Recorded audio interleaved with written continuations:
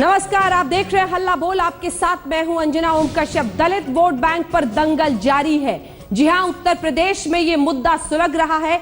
दलित vote की गोलबंदी की कवायद में लगी बीएसपी ने आज लखनऊ में बहुत बड़ा प्रदर्शन किया। संसद में मायावती का बीजेपी पर हमला जारी रहा। उधर राहुल गांधी गुजरात पहुंचे। हिंसा के शिकार हुए दलितों के जख्म पर सहानुभूति का मरहम लगाने वो पहुंचे ऊना। इन सब के बीच बीजेपी पूरी तरह से बैकफुट पर दिखी। सवाल यही है कि क्या दलित दांव में बीजेपी उलझ गई है? कई खास मेहमान दलित दांव में उलझी बीजेपी इस मुद्दे पर आज चर्चा के लिए हमारे साथ जुड़ रहे हैं, लेकिन इनका परिचय कराने से पहले आपको ये रिपोर्ट देते हैं और फिर चर्चा की शुरुआत।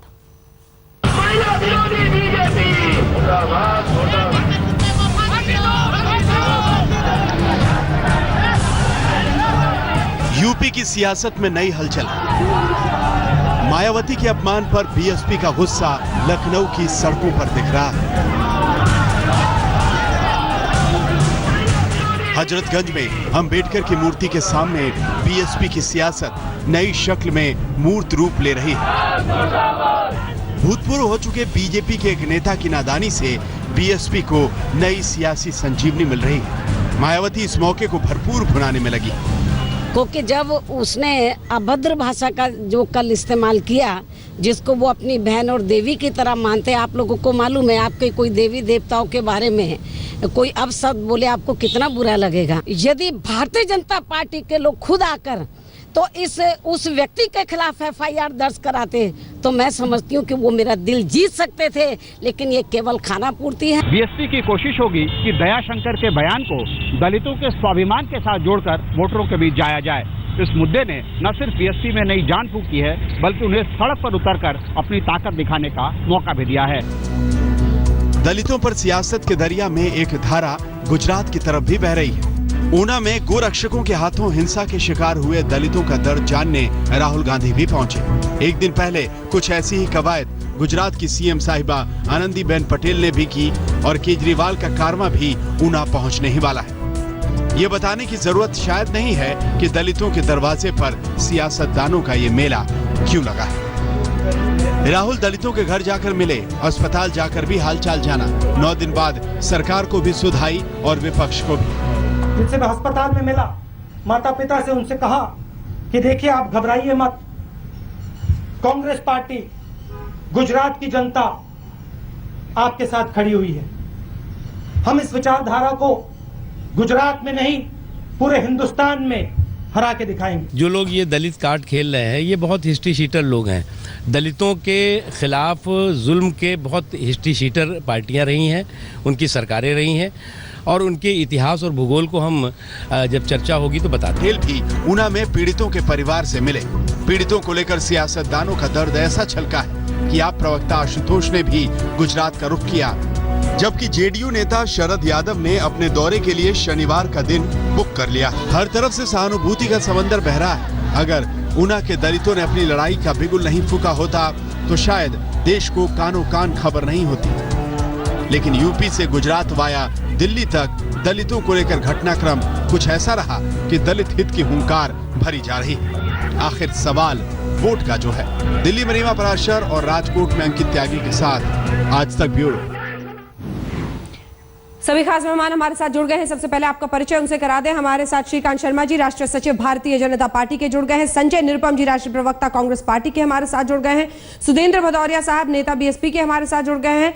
प्रवक्ता समाजवादी पार्टी के गौरव भाटिया जी हमारे साथ जुड़ गए हैं। प्रकाश अंबेडकर जो कि परपोता है भारत रत्न डॉक्टर BR अम्बेडकर के, वो कुछ देर में हमारे साथ इस चर्चा में जुड़ जाएंगे। सबसे पहले श्रीकांत शर्मा जी, मैं आपके पास आना चाहती हूँ। दो चीजें हो सकती हैं। एक तो ये कि आप पैर पर कुल्हाड़ी मार ले, एक होता है कुल्हाड़ी पर जाकर पैर मार देना। आपको नहीं लगता है कि बीते दिन बीजेपी ने हालांकि कहा कि हम पद से उन्हें हटा रहे हैं, लेकिन पार्टी से हटाते हटाते काफी शाम कर दी? मायावती का कहना है कि आप खुद अगर इस तरह का एक्शन फौरन ले लेते तो दिल जीत लेते। क्या कहेंगे जिस तरह से ये मुद्दा सुलग रहा है उत्तर प्रदेश में और गुजरात में? देखिए अंजना जी, दो चीजें हैं। एक तो बहन मायावती जी के बारे में जो टिप्पणी की गई है वो विषय है, और दूसरा फिर जिस तरह से राहुल गांधी आज गए गुजरात में वो विषय है। सबसे पहले मैं आपको स्पष्ट कर दूं कि भारतीय जनता पार्टी ने जैसे ये जानकारी मिली कि हमारी पार्टी के जो उपाध्यक्ष हैं प्रदेश के, उन्होंने कुछ अपशब्द कहे हैं बहन मायावती जी के बारे में, 5 घंटे के अंदर उनको उनके पद से हटा दिया गया और शाम को उनको पार्टी से निष्कासित किया गया। स्पष्ट है कि पार्टी में इस तरह के शब्दों के लिए कोई स्थान नहीं है और टॉप टू बॉटम राज्यसभा में पार्टी के वरिष्ठ नेता अरुण जेटली साहब ने उसको कंडेम किया, हमारे प्रदेश के अध्यक्ष जी ने उसको कंडेम किया और तुरंत कार्रवाई हुई। ये तो बात हो गई कार्रवाई की। हाँ। हम स्पष्टता से ये कहना चाहते हैं कि इस देश में जो भी किसी के बारे में भी कोई अगर अभद्रता करता है तो एक निमित्त बीजेपी एक ऐसी पार्टी है जहां कार्रवाई की बात होती है। अन्यथा आप इतिहास इस बात का गवाह है कि किस तरह की टिप्पणियां इस देश के प्रधानमंत्री के बारे में अलग अलग पॉलिटिकल पार्टियों के नेताओं ने की गई, लेकिन हमने कभी भी इस तरह की बात नहीं की, इस तरह की कोई भाषा नहीं बोली। हमने हमेशा अपने काम के आधार पर इस तरह की जो टिप्पणी करने वाले लोग हैं उनका जवाब दिया। नंबर दो, अगर इस पर अब राजनीति होती है, बहन मायावती जी राजनीति करती हैं, जिस तरह से लखनऊ की सड़कों पर जिस अभद्रता, जिस भाषा का प्रयोग किया गया आज, कौन सी गाली है जो नहीं दी गई आज, और जिस तरह से मायावती जी के लोगों ने जवान काटने के लिए 50 लाख तक की बोली लगा दी, किसी ने अवैध संतान का क्या क्या नहीं कहा गया। मुझे लगता है कि इस तरह के शब्दों पर भी बहन मायावती जी को अपने जो उनके जो नेता हैं, जो आज उन्होंने जिस तरह से पूरे प्रदेश में जिस तरह के आंदोलन हुए, जिस तरह से एक धरना प्रदर्शन किए, मुझे लगता है कि इस गंभीरता को ध्यान में रखते हुए उनको भी अपने जो पार्टी के नेता हैं उनके शब्दों पर भी, उनकी शब्दावली पर भी उनको कम से कम खेद प्रकट करना चाहिए और ये आगे के लिए आश्वस्त करना चाहिए, क्योंकि इससे प्रदेश का वातावरण दूषित होगा। और जो मुख्य मुद्दा है प्रदेश का, देखिए प्रदेश बदहाल है, प्रदेश में पानी नहीं है, बिजली नहीं है, सड़क नहीं है, कानून व्यवस्था चौपट है, हॉस्पिटल में कोई डॉक्टर नहीं आता है, स्कूलों की हालत बदहाल है। दिक्कत यह है कि जो मुख्य मुद्दा है कहीं ना कहीं वो डाइवर्ट होगा और बहन मायावती जी को भी इस बात का संज्ञान लेना चाहिए। हमारी पार्टी ने आगे बढ़कर इसका संज्ञान लिया है और आज फिर मैं आपके चैनल पर इस घटना को कंडेम करता हूं और हमारे यहाँ इस तरह के शब्दों के लिए, इस तरह के शब्द बोलने वालों के लिए पार्टी में कोई स्थान नहीं। ठीक है सुधींद्र भदौरिया जी, जल्दी से मैं आपको सुनाना चाहती हूं आप ही के 2 नेताओं की तरफ से किस तरह की बदजुबानी आज की गई है। बीते दिन आपने उन पर गुस्सा दिया कि इनकी तो तहजीब ही यही है, तो क्या हम माने कि बीएसपी की यही तहजीब है? सुन लीजिए फिर जवाब दीजिएगा। मुझे तो लगता है कि दयाशंकर का परिवार ही इस तरह का है जिस तरह के बहन जी के लिए दयाशंकर ने बोला है।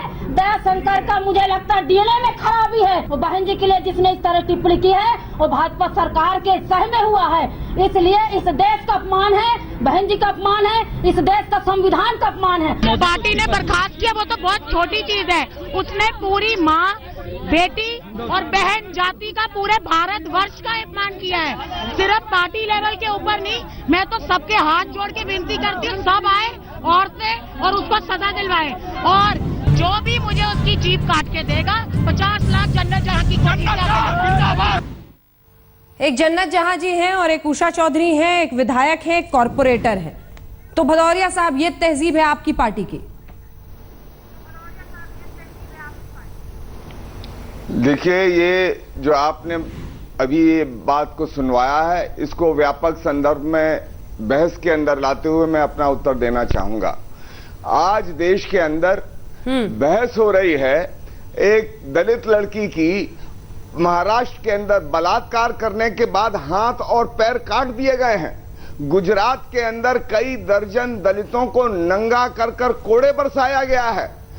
आज आपके हरियाणा के अंदर सामूहिक तौर पर बलात्कार करके दूसरी बार जहां जहां ये भारतीय जनता पार्टी की सरकारें हैं वहां पर दलितों के साथ किस तरह का व्यवहार हुआ है, मैं समझता हूं कि इस देश के अंदर जिस तरह का उत्पीड़न दलितों के सुधींद्र जी, नहीं आपको नहीं सर, नहीं ये मुद्दा और भी महत्वपूर्ण हो जाता है कि इन लोगों के लिए आप आंदोलन के लिए नहीं उतरे सर।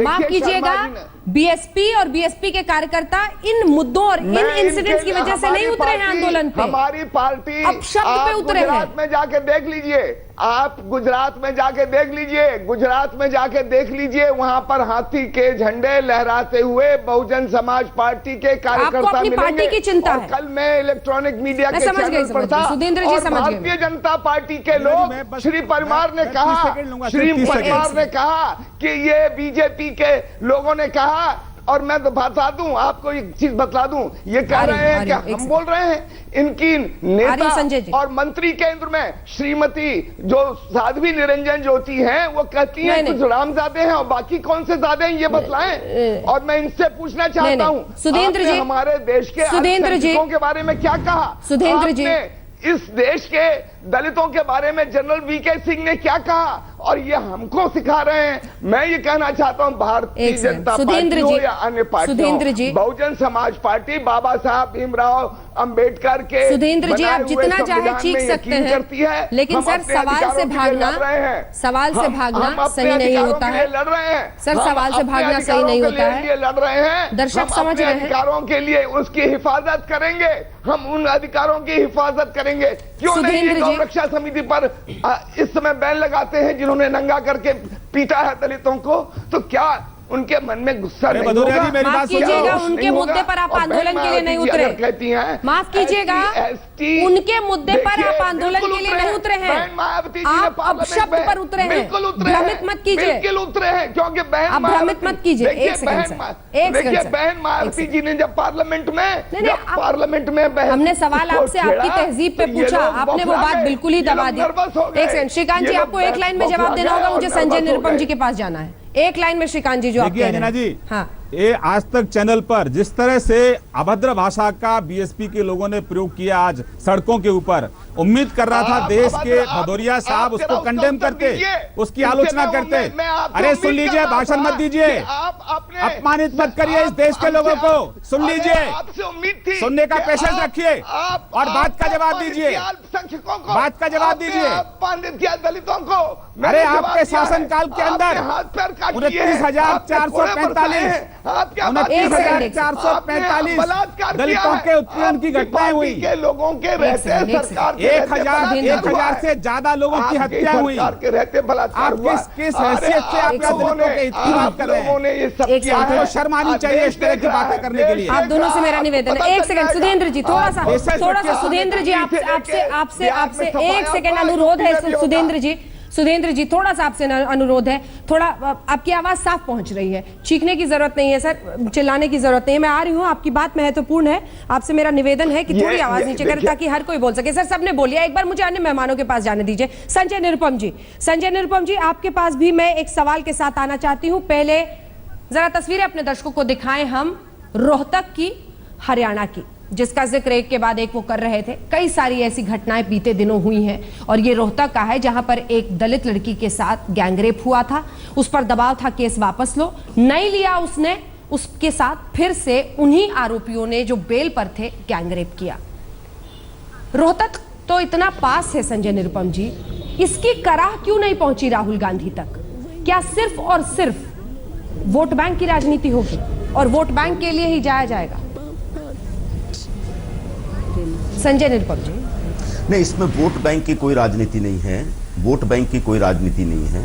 कांग्रेस पार्टी ने हमेशा प्रारंभ से, जब से देश आजाद हुआ और संविधान बनाने की प्रक्रिया शुरू हुई, तब से कांग्रेस पार्टी का एक संकल्प रहा कि दलित समाज जो पीछे छूटा हुआ समाज है उसको आगे लाना चाहिए, उसकी ताकत बढ़ानी चाहिए। नहीं, राहुल गांधी यहाँ क्यों नहीं गए सर? थोड़ा सा आंदोलन करते, थोड़ा सा आंदोलन करते सर, आता हूं, जुड़ते तो कोई नहीं आवाज बनने को तैयार है। इस 21 साल की लड़की का आवाज बनने को कोई तैयार नहीं है देश में, कोई पार्टी नहीं है। आपके मुद्दे पे आता हूं। ऐसा नहीं कि हमारे किसी बहन, किसी बेटी के साथ अगर बलात्कार हो जाए तो कांग्रेस पार्टी हाथ में हाथ रख के तमाशा देखती रहती है और उसके ऊपर हम कभी रिएक्ट नहीं करते, ऐसा भी नहीं है। हो सकता है इस घटना के बारे में कांग्रेस के लोगों ने कब क्या किया मुझे नहीं मालूम। ओवरऑल क्या हो रहा है जो आज आपका डिबेट का विषय वो ये है कि बहन मायावती जी के बारे में भारतीय जनता पार्टी के एक प्रदेश के उपाध्यक्ष इस प्रकार की अभद्र टिप्पणी करते हैं। मुंबई में जो बाबा साहब अंबेडकर ने जो अपने पैसे से जो भवन बनाया था उसका रात को 2:30 बजे डिमोलिशन हो जाता। इधर आप ऊना में देखते हैं कि गोरक्षा के नाम पर दलित बच्चों को नंगा करके पीटा जाता है, मारा जाता है। ये जो भारतीय जनता पार्टी के राज में अलग अलग इलाकों में जो इस प्रकार की हरकतें हो रही है वो भारतीय जनता पार्टी के चरित्र का प्रदर्शन करती है कि बुनियादी तौर पर यह पार्टी एंटी दलित है, दलित लोगों के प्रति इनके मन में सम्मान नहीं है। जब बिल्कुल इसके उल्टे अगर कांग्रेस पार्टी के साथ इसको आप कंपेयर करेंगे तो हमारा एक अपना कमिटमेंट रहा है। इस बीच हो सकता है कुछ घटनाएं हुई होंगी जिसमें कुछ गलतियां हमारी हुई होंगी, लेकिन भारतीय जनता पार्टी ने बुनियादी तौर पर हमेशा ऐसे प्रोग्राम बनाए, ऐसे कार्यक्रम बनाए, ऐसी हरकतें की हैं जिसमें इनके चरित्र के ऊपर बहुत बड़ा सवाल उठता है। और आज पूरे देश में दलित समाज के अंदर दलित विरोधी छवि बन रही है श्रीकांत जी, भारतीय जनता पार्टी के असुरक्षा पैदा हुआ है। आखिरी बात बताता हूं, ठीक है, आखिरी बात बताता हूं, आखिरी बात अंजना जी आखिरी बात बताता हूं अंजना जी। अभी आप पिछले 2 वर्षों में दलित विरोधी हिंसा के आंकड़े देखेंगे जो केंद्र सरकार के ब्यूरो देती है, एक मिनट उन आंकड़ों में सबसे ज्यादा दलित विरोधी हिंसा कहां हुआ, किन राज्यों में? तो राजस्थान और मध्य प्रदेश में, और ये दोनों जगह भारतीय जनता पार्टी का राज है। तो भारतीय जनता पार्टी जहां जहां सत्ता में आती है वहां वहां कभी माइनॉरिटी तो कभी दलित, उनके ऊपर अत्याचार उत्पीड़न का अनवरत जारी रहता है। और ऊपर से अगर सरकार के संज्ञान में बात आती है तो उसके खिलाफ कार्रवाई भी होती है। ऐसा हमने देखा। अंजना जी ये भाषण नहीं है शर्मा जी, ये भाषण मत बोलिए, दलित समाज का अपमान मत करिए। मेरी बातें मेरा दुख को सुनकर के भाषण कह के दलित समाज का अपमान सुन लो भैया, आपका भाषण हो गया, सुन लीजिए। श्रीकांत जी, अंजना जी 2 पक्ष हैं, एक तो आप अभी फिर वही बदतमीजी कर रहे हैं आप। ये भाषण है, सवाल किया दलित समाज का दुख दर्द में बाहर रख रहा हूं, सवाल जो आपने किया उसका जवाब शर्म नहीं आती भैया? अरे सुन लीजिए भाई, देश में दलित लोगों पर अत्याचार कर रहे हैं, बोलने से भाषण कह रहे हैं, शर्म नहीं आती कौन बोलेगा? सत्तारूढ़ दल के प्रवक्ताओं की तरह बदतमीजी करते हैं। कौन बोलेगा? शर्म नहीं आती आपको? कौन बोलेगा? शर्म आनी चाहिए आपको। एक तो दलित लोगों का अपमान कर रहे हैं, अत्याचार कर रहे हैं, उत्पीड़न कर रहे हैं, मैं वो बात रख रहा हूं तो कह रहे भाषण बंद करिए। कौन बोलेगा? शर्म आनी चाहिए आप लोगों को, सरकार में रहने के लायक नहीं आप। अंजना जी, श्रीकांत जी जवाब दीजिए। अंजना जी तरीके से बात करिए। अंजना जी 2 पक्ष हैं। एक पक्ष ये है कि जो आपने सवाल पूछा उसका जवाब नहीं मिला। केरल में एक दलित महिला के साथ बलात्कार होता है, वहां राहुल गांधी नहीं जाते। कर्नाटक में इनके एक मंत्री के दबाव में आकर एक अधिकारी, पुलिस अधिकारी आत्महत्या करता है, वहां राहुल नहीं जाते। तो ये सेलेक्टिव अप्रोच है। इसका मतलब है कि आप राजनीति में आपका विश्वास ज्यादा है, आप राजनीतिकरण करना चाहते हैं। जहां तक कांग्रेस के मित्र इतने अहंकार में हैं, इनके चेहरे पर जो दलितों के उत्पीड़न के जो धब्बे हैं वो गिना रहा हूं, आप सुन लीजिए अंजना जी। 2004 में 32,255 दलितों के उत्पीड़न के मामले, 2005 में 29,741 उत्पीड़न के मामले, 2006 में 42,000 उत्पीड़न के मामले। आज ये प्रवचन कर रहे हैं, ये बेशर्मी की पराकाष्ठा है कांग्रेस के लोगों की। अरे आईना देखो, आईना देखोगे तो आईना टूट जाएगा। आपके ऊपर चैनल पर तमीज से बात करना सीखो, तमीज से बात करना सीखो। जिम्मेदारी ये तो बीते दिन राजनाथ जी ने भी सदन में गिराया था। एक सेकंड, हो जाओगे। शर्मा जी, जिम्मेदारी आपकी है, आप जिम्मेदारी से भाग नहीं सकते। देश में आपने आप जिम्मेदारी से भाग नहीं सकते। ये घटनाएं तो सदन में बीते दिन राजनाथ सिंह जी ने भी गिराया था।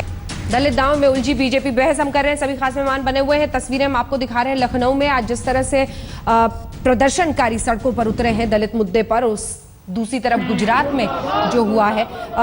इन सब के बीच सवाल मैं आपसे एक बार प्रकाश अंबेडकर जी पहले पूछना चाहती हूं, क्या वाकई दलित हित की लड़ाई ये हो रही है देश में? देखिए, जिस तरह से बीजेपी का रवैया है और जिस तरह से बीजेपी अपने कदम उठा रही है, उससे दलितों में डर पैदा हुआ है कि दोबारा ये जात की राजनीति जो ले आ रहे हैं, उस जात की राजनीति से हमको जो आजादी मिली है वो आजादी छीनने की बात चल रही है क्या? ये डर जो है वो दलितों में आ चुका है, और वही डर मैं आज देख रहा हूँ कि रास्ते पर आ चुका है। चाहे वो गुजरात में हो, चाहे वो महाराष्ट्र में हो, चाहे वो यूपी में हो, या चाहे हरियाणा में हो।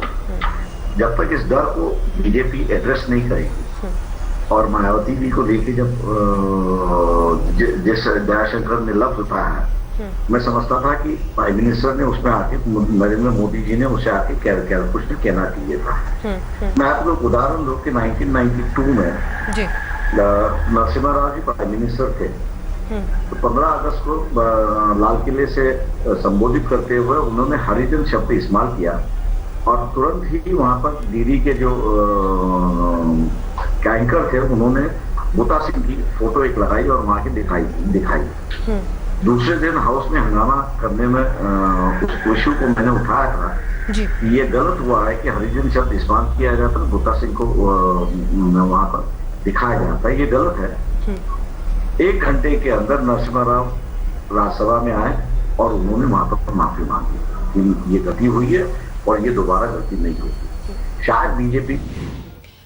प्रधानमंत्री की चुप्पी पर आपने एक सवाल खड़ा कर दिया है, ये जवाब अब श्रीकांत शर्मा जी से लेंगे, लेकिन सभी खास मेहमान हमारे साथ बने हुए हैं। दलित दाव में कितनी उलझी बीजेपी, इसी पर हम बहस कर रहे हैं। तस्वीरें हम आपको लखनऊ की दिखा रहे हैं क्योंकि आज अलग अलग जगहों पर बीएसपी के कार्यकर्ता विरोध प्रदर्शन करने पहुंचे। कई जगहों पर उग्र भी हुए, कई जगहों पर बदजुबानी भी हुई, लेकिन मुद्दा दलितों का था। और बीते दिन जिस तरह का व्यवहार, जिस तरह का अपशब्द बीजेपी यूपी के उपाध्यक्ष ने इस्तेमाल किया था, उसके बाद ये बवाल खड़ा हुआ। हालांकि बाद में बीजेपी ने न सिर्फ पद से बल्कि पार्टी से भी निकाला, लेकिन इन सब के बीच ये विवाद अब इतना बड़ा हो गया है कि क्या उत्तर प्रदेश में ये बहुत बड़ा नुकसान बीजेपी के लिए, लेकिन इसी के साथ क्या बहुत बड़ा नुकसान ये देश के लिए, क्योंकि ऐसे मुद्दे पर देश बंट रहा है।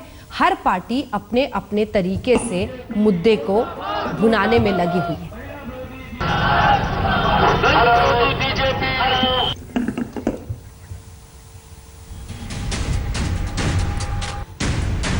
6:30 में इस हिस्से में हल्ला बोल में हम एक सवाल के साथ शुरुआत करना चाहते हैं। अभिषेक हमारे एक दर्शक हैं जिनका ये सवाल है और वो अपने सवाल में पूछते हैं, क्या राजनीतिज्ञों की विचार शक्ति इतनी संकुचित हो गई है कि मुद्दों को सुलझाने का उनका उपाय आंदोलन और गंदी भाषा का प्रयोग बन गया है?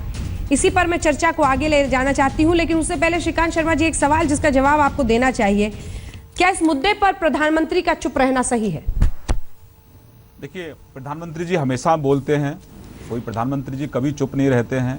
और ये प्रधानमंत्री जी का ही पहल है कि जो हमने स्टैंड अप इंडिया की जो पहल शुरू की और उन्होंने कि जो दलित हमारी बहनें हैं, आदिवासी हैं, महिलाएं हैं, उनको हर बैंक से 10 लाख से लेके 1 करोड़ तक का लोन मिले, जिससे कि अब इस देश का जो दलित है, जो गरीब है, वो नौकरी मांगने वाला ना बने बल्कि नौकरी देने वाला बने। ये प्रधानमंत्री जी की पहल है कि प्रधानमंत्री जनधन योजना के तहत जो खाते खुले उसमें सबसे ज्यादा तादाद गरीब लोगों की है और अनुसूचित जाति वर्ग के लोगों की है। ये प्रधानमंत्री जी की पहल थी कि कांग्रेस के कार्यकाल में जहां अनुसूचित जनजाति कल्याण के लिए 153 करोड़ का बजट था, वहीं गुजरात में उसको हमने 1000 करोड़ कर दिया, लगभग 6 गुना बढ़ा दिया है। नहीं, ऐसे मुद्दे पर सर, ऐसे मुद्दे पर मेरा सवाल था कि ठीक है, ये रूटीन में आप लोग जो कर रहे हैं वो महत्वपूर्ण है, लेकिन एक संदेश जा रहा है और वो संदेश कहता है कि दलित असुरक्षित महसूस कर रहे हैं, जैसा कि प्रकाश जी ने अभी कहा है।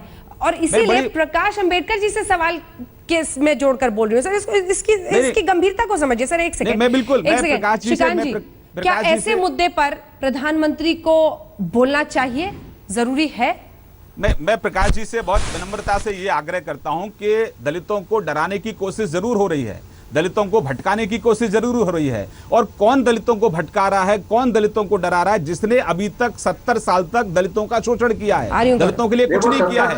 निश्चित रूप से प्रधानमंत्री हमेशा बोलते रहे हैं, प्रधानमंत्री बोलते भी हैं, प्रधानमंत्री करते भी हैं। जिस अंबेडकर जी से लेकर सीताराम केसरी तक जिस कांग्रेस ने इस देश के दलितों को अपमानित किया है, हमने कहीं ना कहीं उनको सम्मान देने का काम किया है, जो पंच तीर्थ का काम किया है। प्रकाश जी, मैं बहुत विनम्रता से आपसे कहना चाहता हूँ, प्रकाश जी, बड़ी विनम्रता से कह रहा हूँ, मेरी बात सुन लीजिए आप। इसको पूरा समर्थन है और इसलिए प्रधानमंत्री चुपचाप है। मैं बहुत विनम्रता से कह रहा हूँ कि जिस अंबेडकर जी के पूरा इसको समर्थन है, यही संदेश जा रहा है कि जो आपके लिए अच्छा नहीं है। देखिए, प्रधानमंत्री जी ने किया है।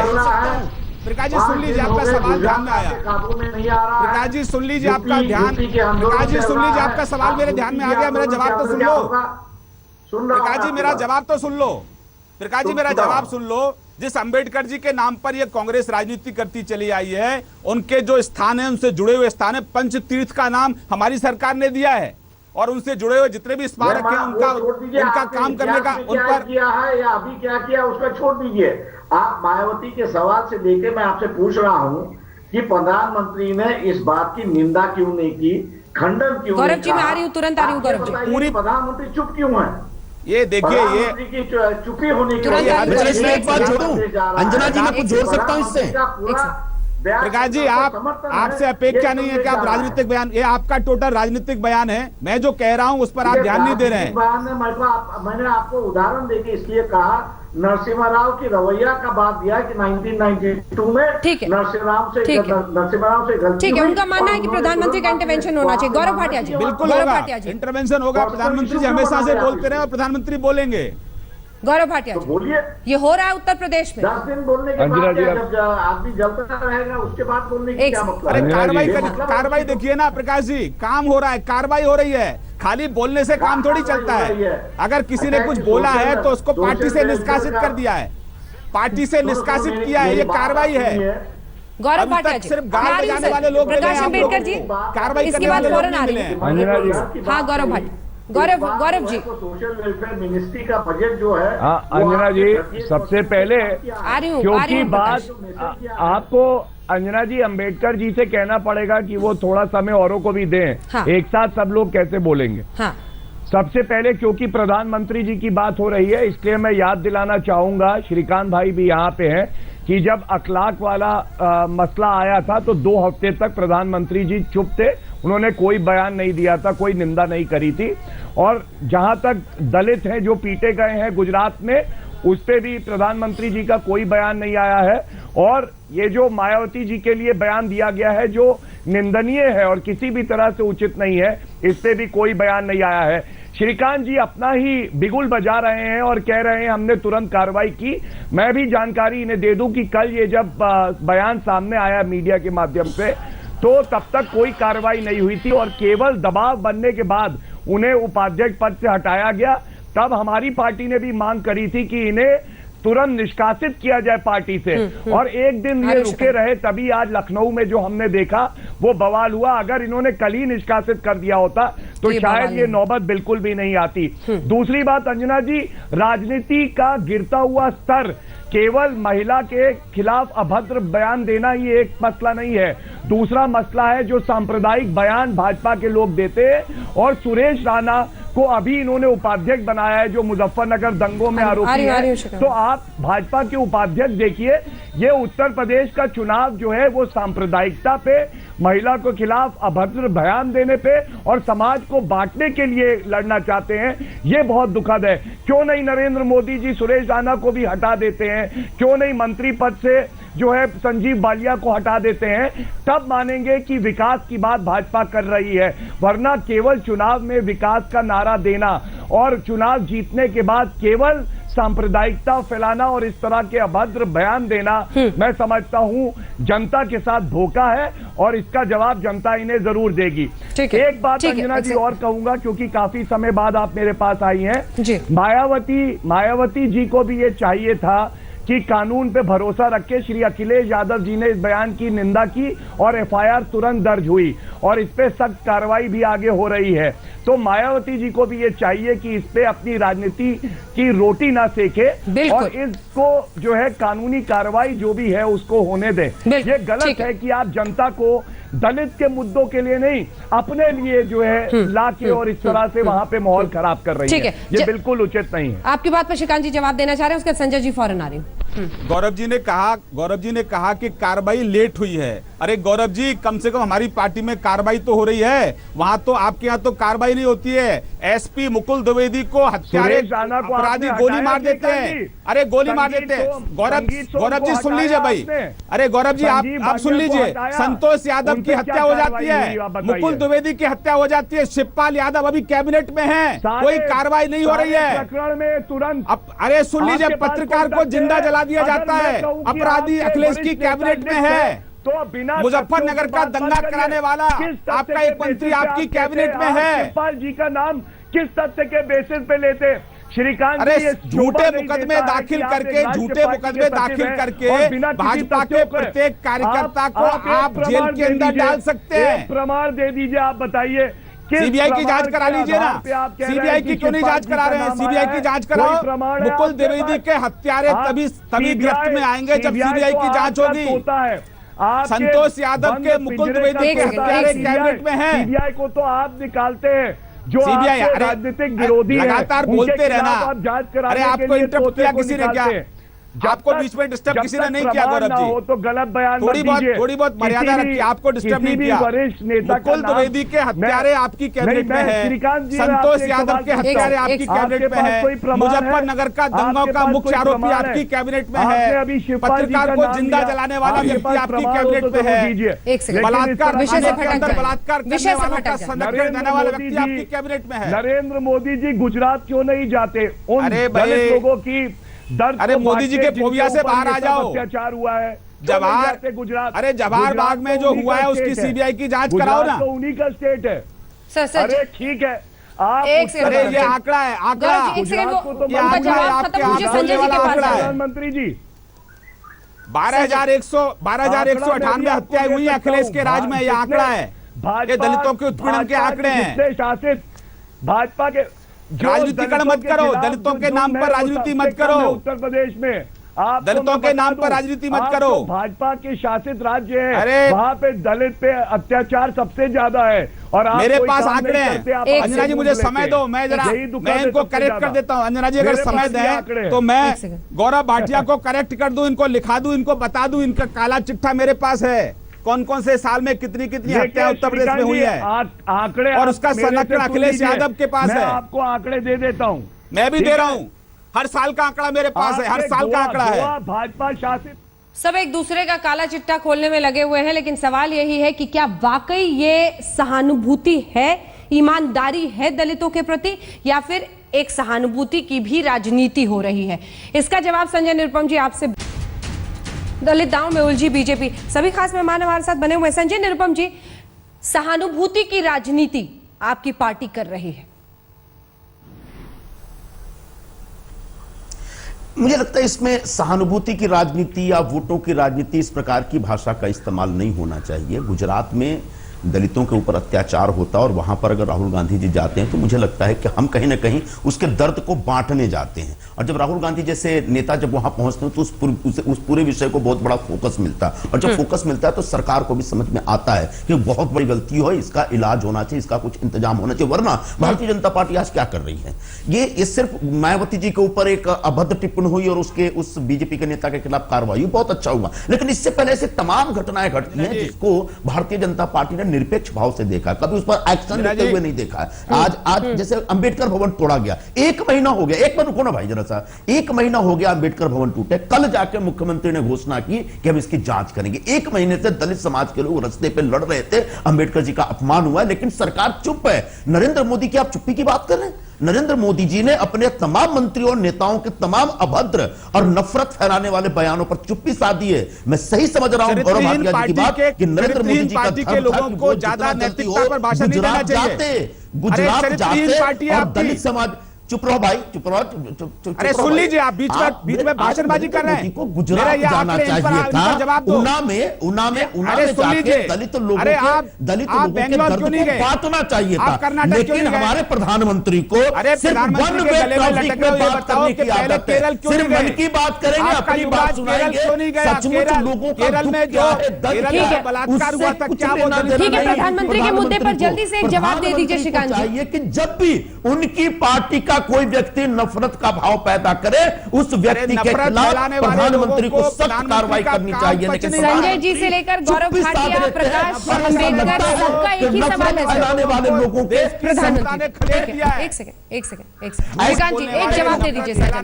Anti Dalit, anti youth, anti poor, Congress और उनका प्रशासन उनके दलितों को मदद नहीं कर पा रही है, उसका मौन समर्थन स्वयं प्रधानमंत्री नरेंद्र मोदी कर। चलिए, इसी के साथ इस बहस का हमें यहीं पर अंत करना पड़ेगा। आप सभी का बहुत बहुत शुक्रिया हमारे साथ इस चर्चा में शामिल होने के लिए। लेकिन बड़ा सवाल यही है कि क्या वाकई दलित मुद्दा जिस तरह से सुलग रहा है, एक बड़ी छवि का नुकसान बीजेपी को हो रहा है उत्तर प्रदेश में, लेकिन इसी के साथ हर पार्टी को कटघरे में खड़ा करना चाहिए। ईमानदारी दलितों के हित की तरफ है या फिर सिर्फ और सिर्फ अपने वोट बैंक को गर्म रखना चाहते हैं चुनाव तक? इसीलिए हवा दे रहे हैं। देखते रहिए आज तक।